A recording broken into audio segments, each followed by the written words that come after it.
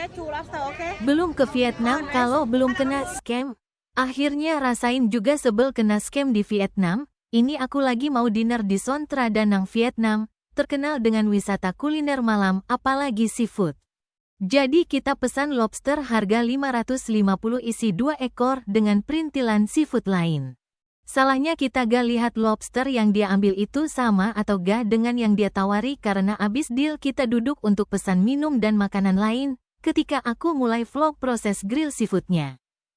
Aku ragu kayaknya lobster yang dipotong size-nya lebih kecil dan aneh lobsternya satu direbus, satu dibakar. Kan pesannya yang grill, langsung aku berdebat panjang. Tanya kenapa rebus, ini pasti lobsternya gak segar. Dia bilang semua di sini begitu, dia jamin segar, dan kayak muter ngomong, udah capek males debat aku stop vlog. Dan dari jauh aku lihat orang lain yang pesan juga ketika orangnya meleng dikit dia keliling pilih lobster lain, fix kena scam, auto gak nafsu makan.